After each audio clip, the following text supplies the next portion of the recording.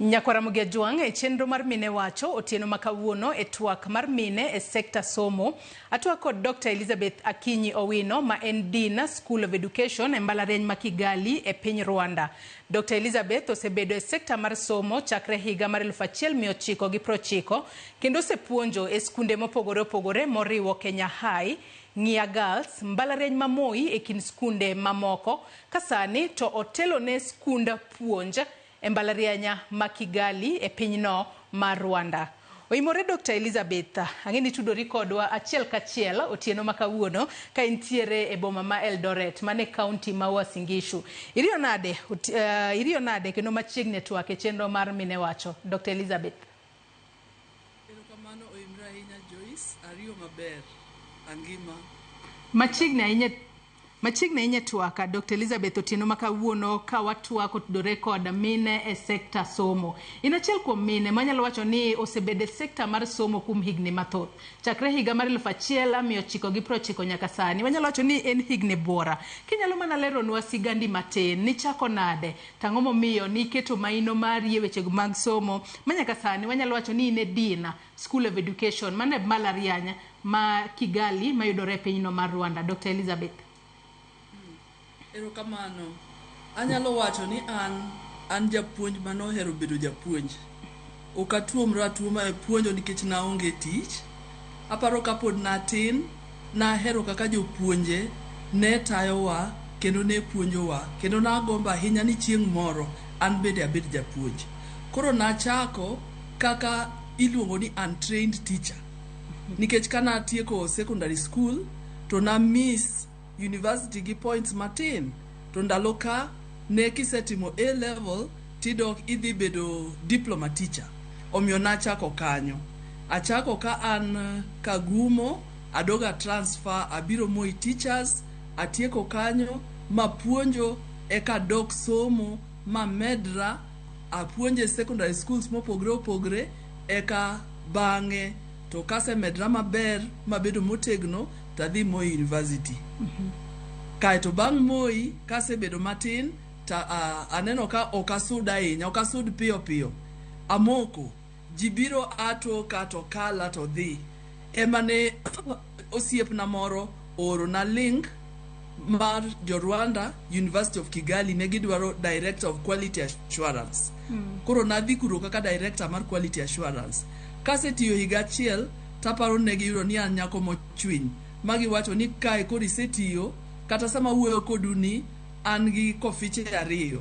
Pod amako Quality Assurance Director nikech gimanyo ng'ato mondo kaw kanyo, to ne gineno ni achwiny ahinya e education mondo abed Dean e school mar education. Ilero kanyo makare ahinya Dr. Elizabeth kendo nyiso wasigandi kaka ni chako mos kato bedo ni nok yudo points mago mane nyalo miyo idonje mbalariany director chunyi ok notho kendo nomiyo iketo maino mari bitimo gino mani hero ma en puonjo mondo mi ne in bendi puonjo joma moko. Kata kamano ang'eni kaka ng'ano mamiyo wanyalo wacho ni in kaka Elizabeth nyalo bedo ni gin challenges kata chied nade kaka mage ma iseyudo e yori mar tich. Wacho ni chako mos ma giko ne ichope mbalariany mano mar Moi ema ng'ato noro ni link idhi e pinyno mano mar Rwanda e University of Kigali bedo Quality Assurance, ng'amo chung' ne Quality Assurance kama bang'e oketi Dean of Education. Kata kamano gin challenges mage misekale kaka ng'ama miyo ahinya nyaka isudo malo mos e rang'iny mar telo nyaka kumichope gi sani.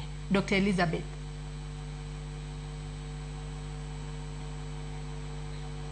Gima nyalo wacho en ni bedo ng'ama miyo titiyo tiji bende tije ariyo gok yot. To dawach ni kiyudo jabathi manyalo supporti, manyalo konyi, manyalo chung' kodi, to yot ahinya mondo isudi. Omiyo mana kaka jite osebedo matek nikech in gi familia, in gi tiji, in gi gweng', in gi dala mirito, to tich be itiyo koni. Omiyo balancing act no okoyot, to oyot ka ng'amidak go be siri maber kendo miyi nafas mondo in be ibed kaka in be obed. Dapar ni kinyalo mana lero na matin kadok chien kanyo matin. Dr. Elizabeth kinyalo mana lero matin ni to ni balance e yo machalo nade nikech ang'eyo ni kopogore kod bedo dean of students bende en gi miyo mani nyaka kod nyithindo ni balance e yo machalo nade in kaka miyo manitiere kod tije mar mondo mi ne ni familia mari oringe yo makare to tiji mitimo mano mar bedo japuonja bende odhi e yo makare. Dr. Elizabeth. Erokamano. Balancing en ni gigi te ahero. Ahero family na to tija bende ahero. Omiyo role mara kaka mama atimo maber nyaka sani nyithinda dongo. Nyathi matin nyo celebrate 30 years, maduong' nigi higni 34. Aparo na setemo. To mana miyo each gimora mora matimo atimo gi chunya te. Mana matin madawach ni kane nyithindo nie school, kan gine boarding school, ne wawinjore ni kochopo samidhi lim nyithindo to japuonj weyo tichne, jaoda be weyo tichne, wate wadhi winjo ni nyathini dhi nadie school. Omiyo mano osekonya, amiyo family na time margi to tija bende amiyo time mare. To bedo ng'ano mamiyo in a dean of Dean School of Education mano Mbalarianya kata University of Kigali e pinyno mar Rwanda. Bedo ng'ama miyo ma wanyalo wacho ni osesudo malo e rang'iny mar telo bo bedo dean. Ahinya to wanyalo wacho ni e field ma thothne jomoko paro ni mana joma chuo e moromo bede kiwango makamano. Wanyalo wacho ni kaka ina ng'ama miyo mano manisha ni ang'o chope kiwango makoro in dean tok mane pacho kae mane Mbalariany manitiere oko kacha. Dr. Elizabeth. Anyalo wacho ni ticha mumi onegiti gi chunyi te. Dina Rwanda kuro ok da chopo kuma chope ni dino bedo ni okahero tija kendo okatije gi teko nate. Gima daher wacho en ni Rwanda ohero promote joma mine. Kana chopo kanyo to gineno tich matiyo to gisuda piyo. Gin very conscious about gender rule. Kendo iye kacha kaki wacho chuo sudo mapiyo molo joma mine. Classification mar din ma wantie no gin chuo lilo. Ane mama kenda. Koro an mama gi chuo moko. To amor ni ayudo opportunity no nikech nasomo kendo an gi certificates ga. Wanyalo wacho ni in kaka achiel kuom joma mine ma Johawi. Wanyalo wacho ni Johawi makoro in Dean of School of Education e Mbalariany no mano mar Kigali e pinyno mar Rwanda. Gin wanyalo wacho ni gin riekni mage kata lony mage ma ahinya joma mine kelo e kinde ma omigi thuolo mar mondo mi gibed telo. Obed e sekta no mar somo kata e telo, wechego mag telo generally. Dr. Elizabeth. Aparo ni joma miyo nigi chuny mar kineno nyithindo mipuonjo to most of the times ineno gi kaka nyithindi. Aparo ni mano miyo joma miyo ka e tich mar puonjo to ong'iyo nyithindo gi kaka mage. Kineno madwa bayo tidwano duogi e yo nikech ineno nyathini kanyo. So that nurturing, one naturals. Gimora mora mumi tidwani mondo o reproduce, mondo grow, mondo bed gi teko. Mano gweth ma Nyasaye omiyowa. To kaka sani wanyalo wacho ni in kaka Elizabeth isetiyo kod gweth makamane yo machalo nade ahinya to e Mbalariany ma Kigali ma ipuonje kata intiere gi sani.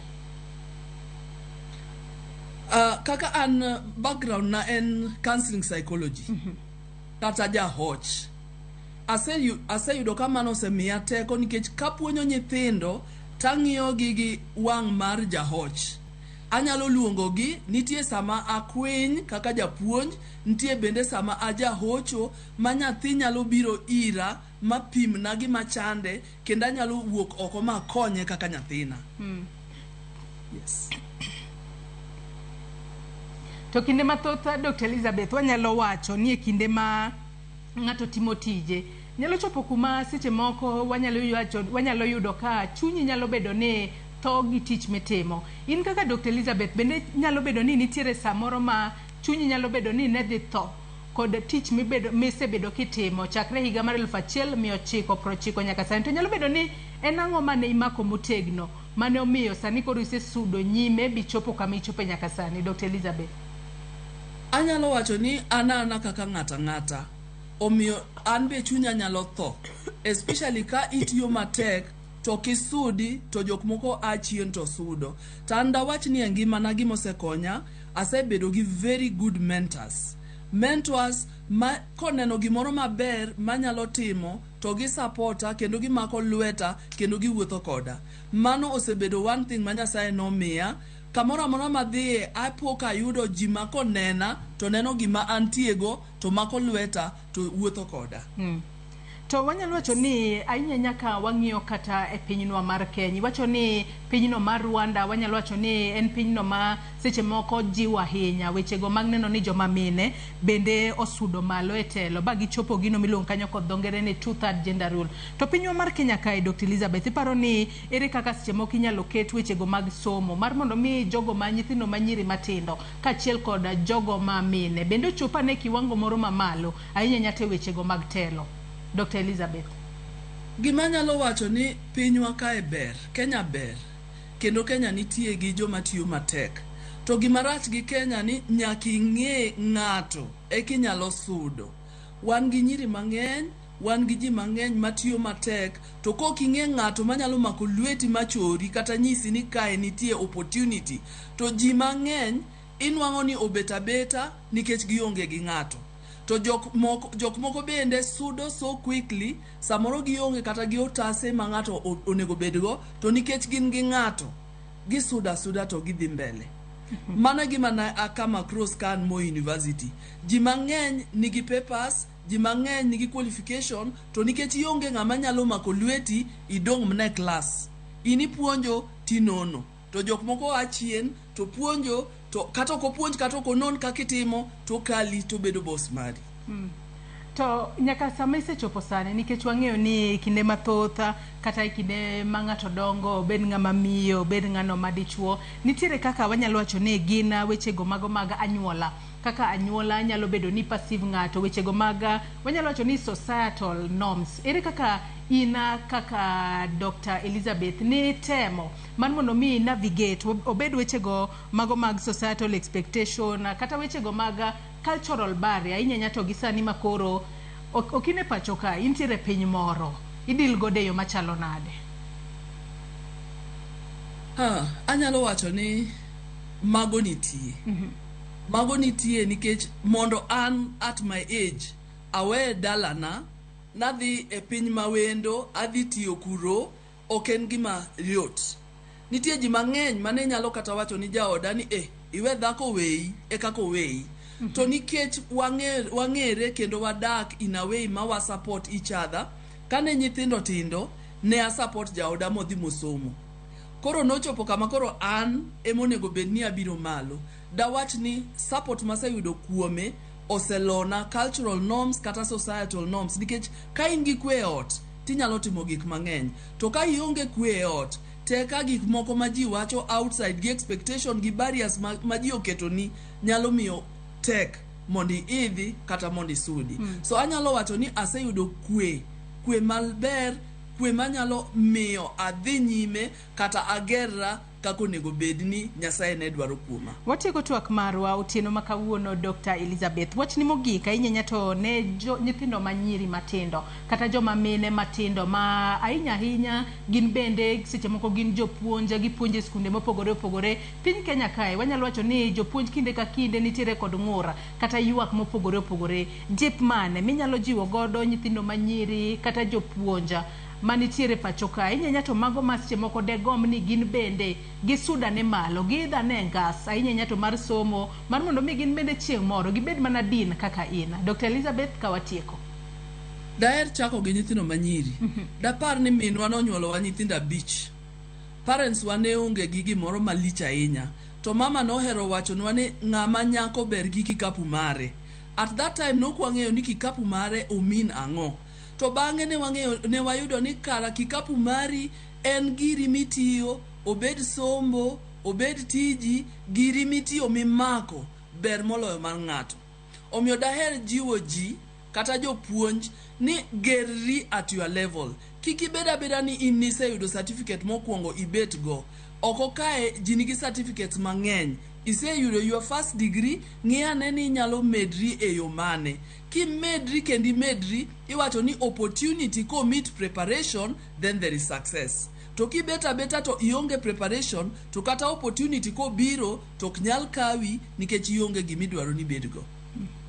Erokamano ahinya Dr. Elizabeth Akinyi Owino kuom kawo thuolo mar otieno makawuono mar mondo mi bed koda e twaka e chenro mar Mine Wacho otieno makawuono poch kachiel kod paka e tich makare ma itimo e mbalariany no mano mar Kigali e pinyno mar Rwanda. Nyasaye mar mondo mi otelni e kinde ma idhi mbele kod tich makamano kendo erokamano ahinya kuom jiwo joma nyiri kachiel kod mine e chenro mar Mine Wacho. Nyakwara Mugia Jwangi kanye mwachopo godo e giko mar twak e chenro mar Mine Wacho. Wakaw mana yueyo madundo gi sani aduoga dhi mbele kod weche manyiena mago imore kik idhi mabor.